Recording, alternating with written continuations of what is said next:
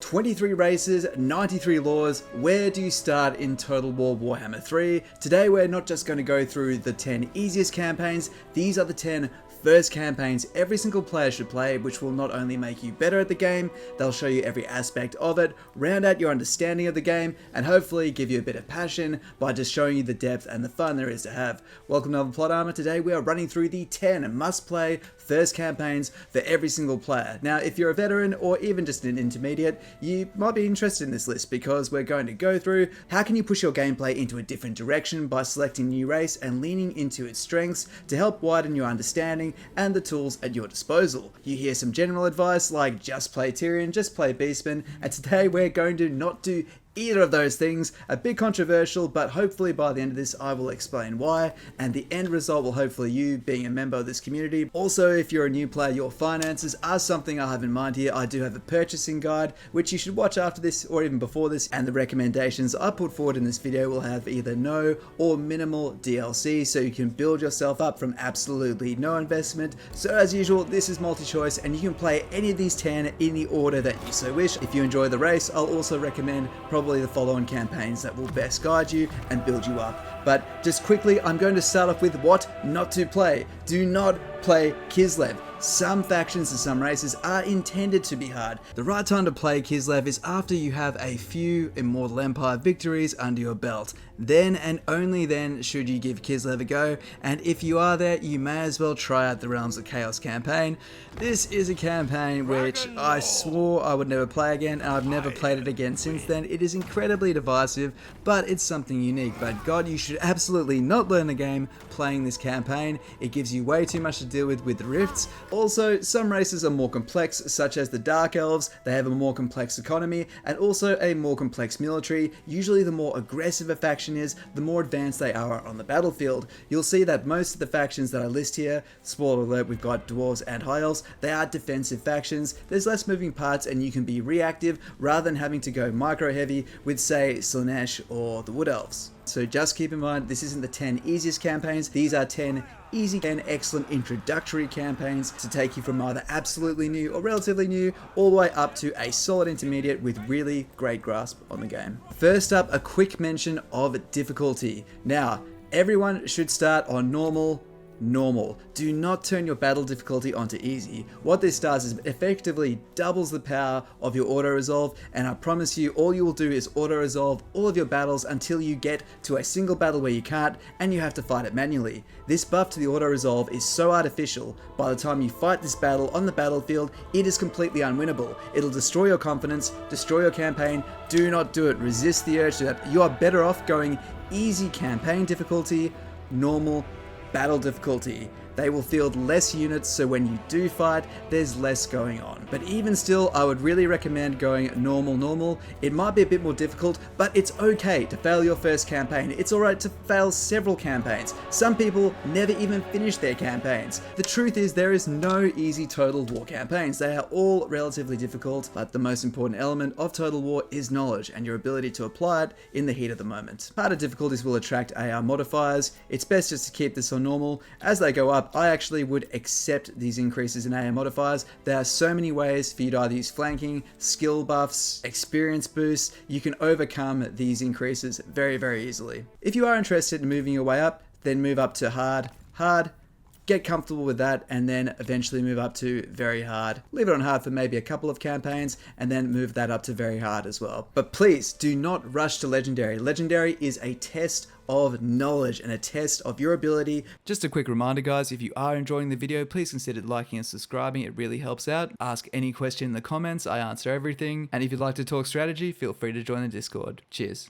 The first campaign every single player should play is when they've bought Warhammer 3, just assuming no DLC, no nothing, is Miao Ying the Storm Dragon. She is an excellent first start. Starting up in the top right hand corner, this allows her to only have to worry about where she's nested. She's got a good defensive position in Nangao, and that is nice and surrounded by mountains on this side. You eventually will come across some races like, say, Chaos Dwarfs that can potentially underway, which might prove a bit of a challenge for newer players, but outside of that, you have an opportunity to take these gates very, very early near the top of the map once you've managed to subdue the Tzeentchian and Dark Elf factions around this area of the map. You only have Skaven as in Clan Eshin here to go, and basically the entire campaign is under your control. She has the Iron Dragon below her and is able to confederate later in the game, and he'll basically be able to plug the entranceway right here, stopping any evil coming in from the west here, and Balthazar Gelt from the south down here. So overall a rather friendly area, and then you can sail across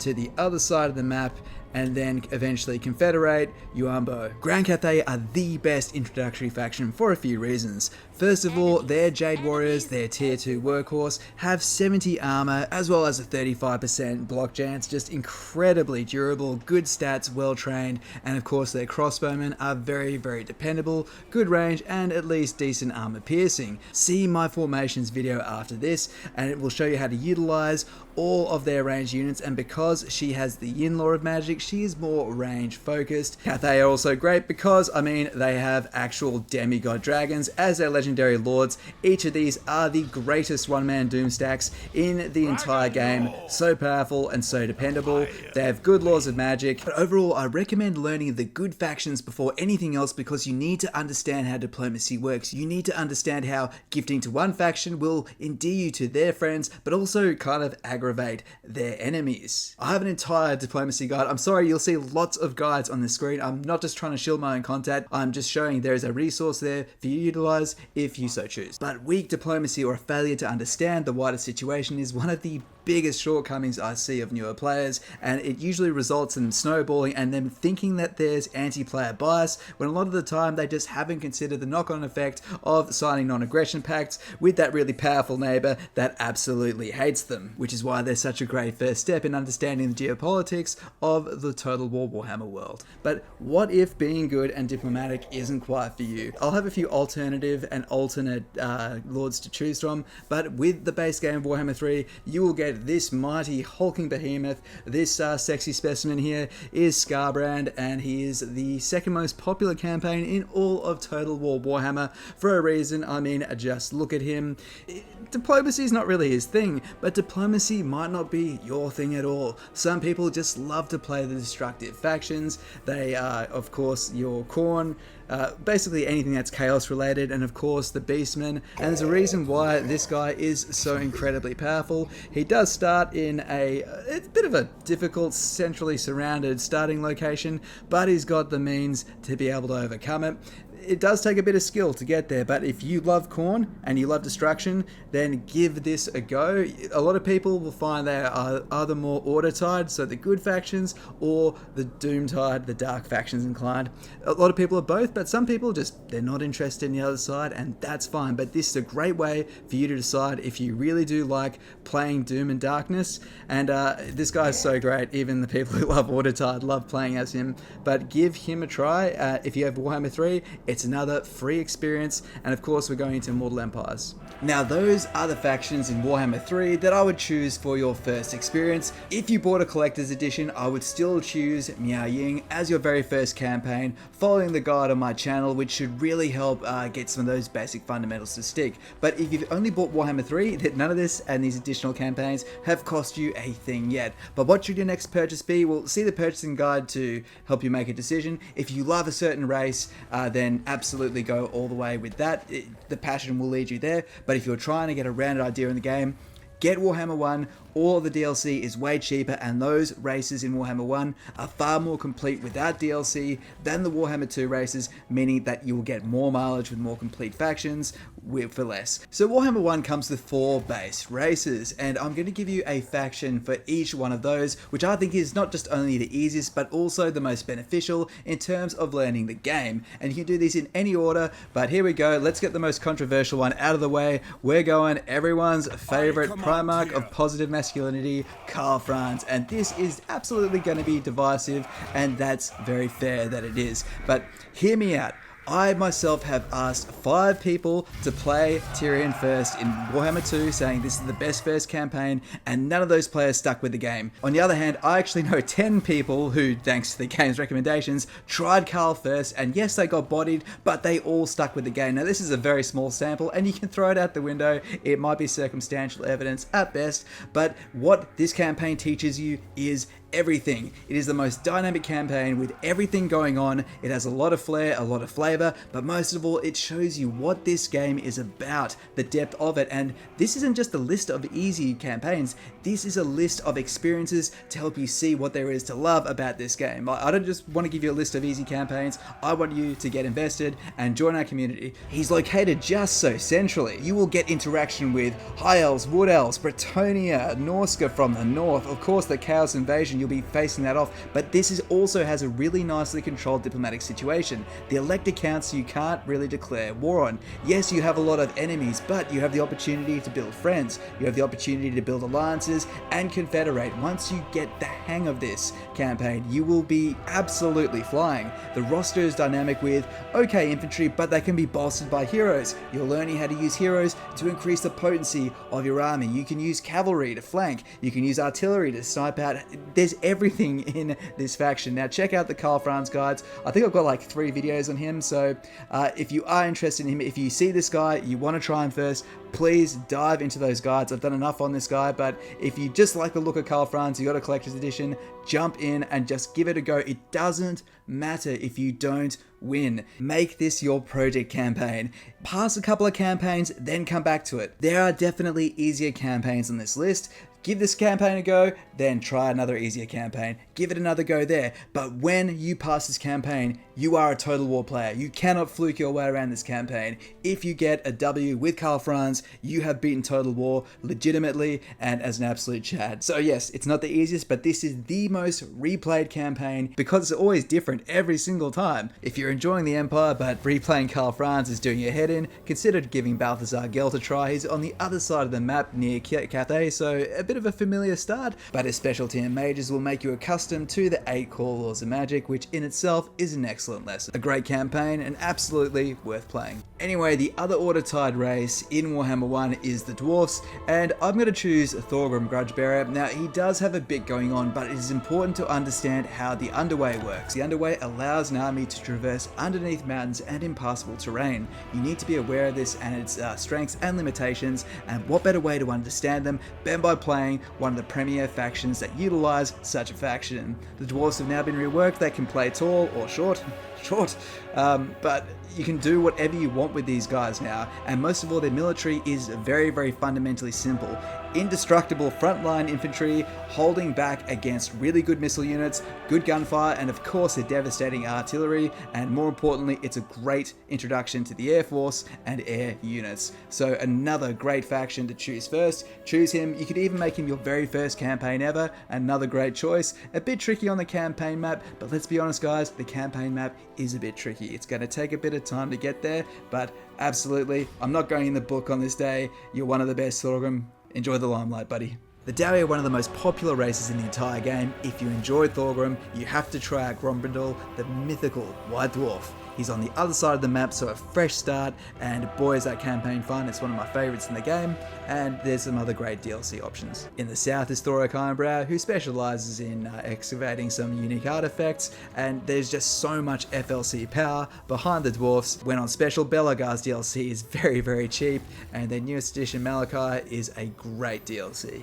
Now, if you found yourself a little bit more on the dark side, then going Vlad von Carstein as the polar opposite, the thorn in the side of Karl Franz, is another great way to go. These guys really do need to rework, but are they hard? Not so much. Is there that much to learn?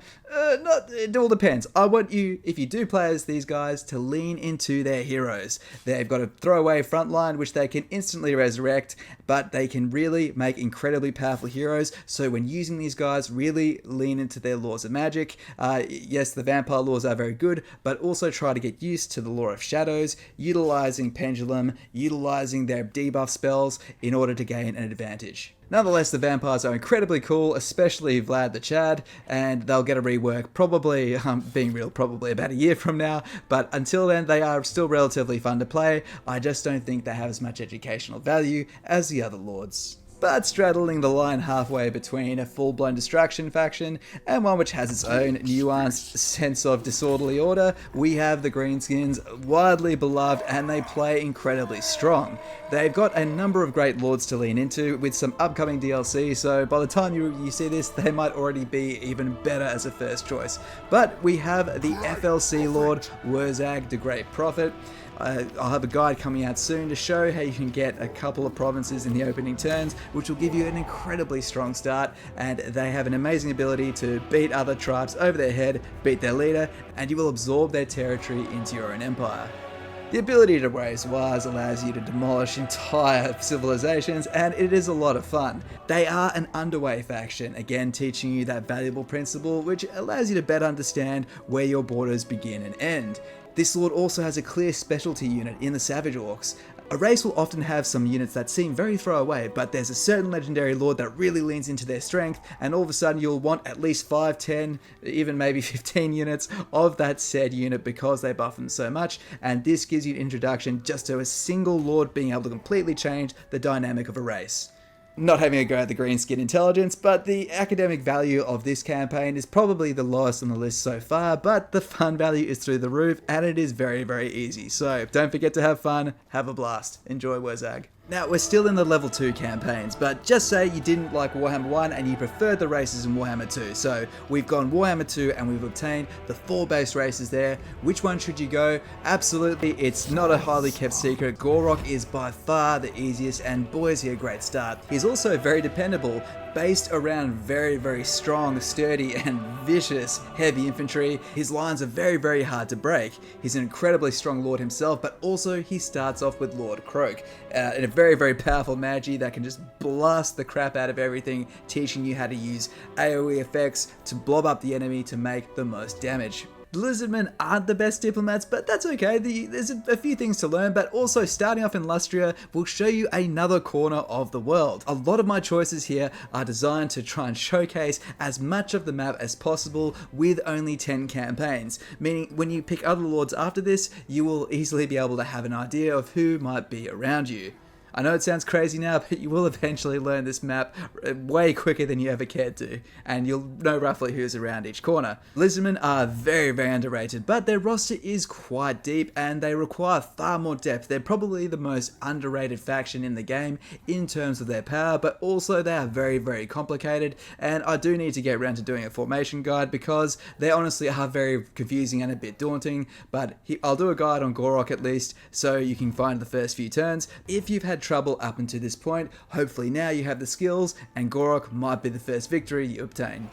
Alright, it's time for my boys, the High Elves, also recommended as a first campaign, and honestly they're not bad. They are a really great race to play early on because they are a defensive faction built around spearmen and archers, so relatively static, not a lot going on, and as previously mentioned, defensive factions are by far the most easy because you don't have as many moving parts and you can be reactive. And who should you pick? Well, of course, none other than Tyrion here. Now this guy's probably cited as the most popular campaign to start off in all of Total War Warhammer, and I'm going to disagree with that. I will get probably a bit of pushback on that, and that's okay. If you think that this worked out well for you, all to you. All I want you to do is join the game, but the reason why is this guy is easy if you're already good at Total War Warhammer, if you understand the game. It's not that intuitive. For a brand new player, they're stuck on an island, the movement between moving from land into the water is janky at best, really confusing at worst, and you can lose an entire turn, which is actually quite detrimental in the opening volleys of the game. You have Count Noctilus sailing your way, giving you hell. You have a bit of civil war between the starting High Elves, and if you buddy up with the wrong one, it can cause you problems down the line. There's actually a lot to be done here. I'm not saying it's necessarily hard,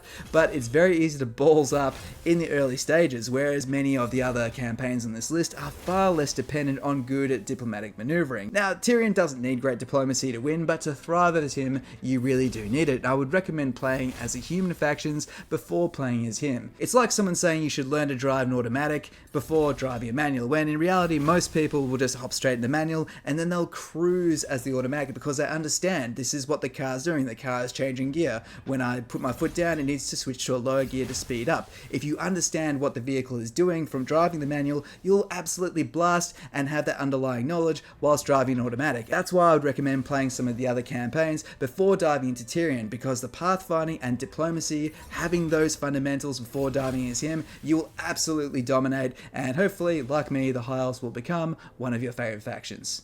The biggest weakness of the High Elves is you really need the DLC to get the most out of them. Alariel will give you their most powerful unit, the Sisters of Avalon, and I guess also Tyrion is another really powerful lord. He provides Silver and Guard, their most dependable infantry, and the Arcane Phoenix, their best monster. As you can see, there is a lot tied to money with the High Elves, which is somewhat fitting. Please, whatever you do, do not pick Imric. I've seen so many people just shoot themselves in the foot. This is a flex campaign. You should be very experienced and definitely played all the campaigns on this list, plus some more before playing as him. I want you to have a good time. This is a flex campaign. Stay away from him. Jump in as Tyrion. This is still a glorious campaign. Getting to the pointy end, let's give you a view of the Rats, one of the most popular races in the entire Warhammer setting, the Skaven. And they're basically a bunch of evil, maniacal rats that want to take over the world, and they are just absolutely beloved for so many reasons. They're quite hilarious, and yeah, you can see why. Now, their DLC lords, the ones down the bottom, are among the most powerful races in the entire game, but of course they cost you money. Now, do you want to invest in them? Well, that's a question only you can answer, but the best way to test it out is to go as Queek Headtaker. All three base lords offer a good introduction, but Queek starts with Tretch Craventail relatively close, but Queek Headtaker just leans into the basics so well. Clan Rats, Skaven slaves using slings, of course the chieftains, he just leans into the basic core, the basic cheese of the Skaven using Menace Belows, and this gives you a really good idea of Skaven fundamentals. Even if you wanted to level up and play one of the big heavy hitters, this guy's a great first step because you will understand the fundamentals and build your core up of Skaven ability. So I really do recommend Queek Headtaker. His starting campaign really isn't too difficult, and as long as you expand up to the north, you will be able to eventually confederate Tretch Craventail, and it gives you a nice mid to late game goal to be able to unite these areas. And of course, great use of the underway ability, using all of your strengths as Skaven, and especially the low tier units, which of course if you can master, you will gain great dollar efficiency with them. So Skaven, a great race to play. A lot of people only play Skaven, and you can maybe give them a go and see if you're one of them. The final base race in Warhammer 2 is the Dark Elves, one of my favourite races in the game, and I wouldn't start with Malekith. He can be very powerful late game, and also if you can really utilise his construction abilities, he is incredibly strong, but it is advanced. It requires you to be a good player. If you want the source, FLC Lord Lockyer Fellheart will give you all the source. It leans into the navies, leans into slaving, the two things that the Dark Elves are known for and best at. So usually a lord that leans into what that race does well is going to be one of the best, and boys, Lockyer Fellheart, good at doing that. You get to go inside rivers and just raid the crap out of them. I swear to God, that corner on the map was made for this guy. So if you want to try Dark Elves, go with him. He does lean into a more Corsair handbow playstyle, but that's okay. Check out my formations guide with other lords to see a more conventional classic Dark Elf army. If that does work out for you and you want a challenge, go for Malekith. He's very powerful and very thematic. Go down and get the Sword of Cain. Otherwise, Rakath, the Beast Tamer, is also a rather easy start, as well as an entertaining campaign. Alright guys, I got one more for you. It's a bonus campaign, and yeah, I know at the start of the video I said do not play Kislev, but here you go. If you've managed to pass all 10 of those, you are a bona fide, at least intermediate level Total War Chad, and by this point you should have the chops to be able to survive as the Storm against the Darkness Kislev. This is a flex race, not just a flex faction, a flex race, and they have so much flavor because they lean into staring into the abyss, being up here, just having to take all sorts of battering from the Norskins, from the Warriors of Chaos, and of course the big bad himself, Archaon. But there is one more thing you can do.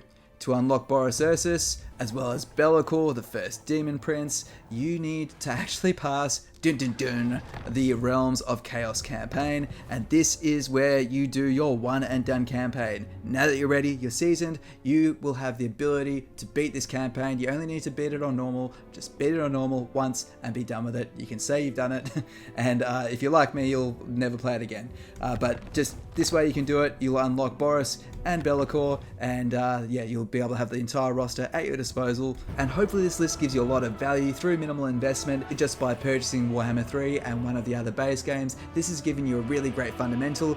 Even if you just bought Warhammer 1 or 2 and just one of those games, you found a race you liked, hopefully this directs your purchasing into purchases that will bring you value, and you're not just blindly buying things which might not give you value. So again, the purchasing guide is going to be linked at the end of this video, and please check out my channel. All my content is carefully scripted and edited to provide the best value to you, and if you have any questions, please feel free to join the Discord. This is Elvin, I'll see you next time.